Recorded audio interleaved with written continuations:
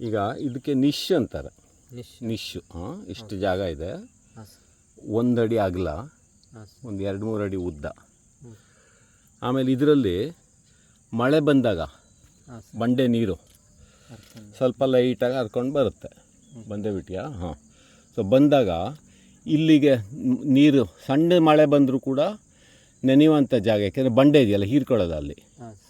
So ನೀರು ಬಂದಾಗ ಜಾಸ್ತಿ ನೀರು ಇಲ್ಲಿ ಬೇರೆ ಮಣ್ಣಿಲ್ಲ ಇಲ್ಲಿ.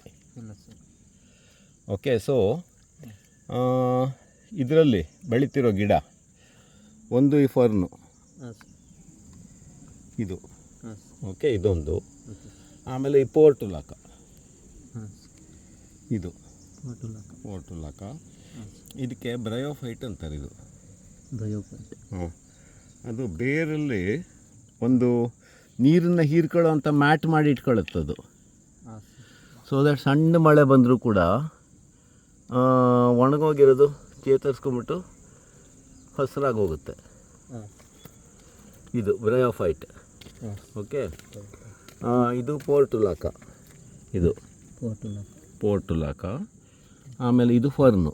ಈ ಫರ್ನ್ ಹೆಸರು ಮರ್ತೋಯ್ತು, ಈ ಜಾತಿ ಹೆಸರು. ಒಟ್ಟು ಫರ್ನ್, ಒಳ್ಳೆ ರೇರ್ ಫರ್ನ್ ಅದು. ಸೊ ಇದು ಈ ನಿಶಲ್ಲಿ ಇರುವ ಗಿಡಗಳಂದರೆ ಕೆಳಗಡೆ ಭಾಗ ಇದು ಬ್ರಯೋಫೈಟ್ ಅಂತ. ಇದು ಸ್ವಲ್ಪ ಮೇಲ್ಗಡೆ ನೋಡಿದರೆ ಪೋರ್ಟುಲಾಕ. ಅದಕ್ಕಿಂತ ಮೇಲ್ಗಡೆ ನೋಡಿದ್ರೆ ಅದೊಂದು ಹುಲ್ಲು,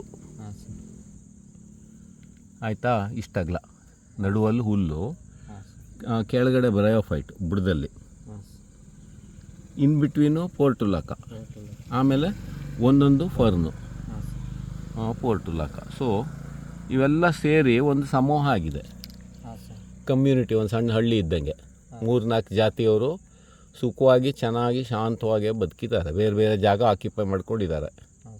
ಒಂದು ಜಾತಿ ಅದು ಅದು ಬ್ರಯೋಫೈಟು, ಒಂದು ಜಾತಿ ಇದೆ ಅದೊಂದು ಹುಲ್ಲು, ಇನ್ನೊಂದು ಜಾತಿ ಪೋರ್ಟುಲಾಕ, ಇನ್ನೊಂದು ಜಾತಿ ಫರ್ನು. ಆಮೇಲೆ ಇನ್ನೇನಿದೆ, 1-2 ಜಾತಿ ಹುಲ್ಲಿರ್ಬೋದು. ಓಕೆ. ಸೊ ಇದೊಂದು ಸಸ್ಯ ಸಮೂಹ. ಮತ್ತು ಆ ನಿಶ್ ಅಂತಲೂ ಕರಿಬೋದು. ಈ ನಿಶಲ್ಲಿ ಅಷ್ಟು ಗಿಡಗಳಿದ್ದಾವೆ. ಅದು ಬಂಡೆ ನಡುವಲ್ಲಿ ಬಂದಿದೆ. ಇವೆಲ್ಲ ಬಂಡೆ ಮಧ್ಯ ಇಂಥ ಜಾಗದಲ್ಲಿ ಫುಲ್ಲು ಬಿಸಿಲು, ಮಣ್ಣು ಜಾಸ್ತಿ ಇಲ್ಲ, ನೀರಿಲ್ಲ, ಗೊಬ್ಬರ ಇಲ್ಲ, ಅಂಥ ಜಾಗದಲ್ಲಿ ಬೆಳೆಯೋಕ್ಕೆ ಅಂತ ಅಡ್ಜಸ್ಟ್ ಆಗಿ ಬಂದಿರುವ ಗಿಡಗಳು ಇವಷ್ಟು.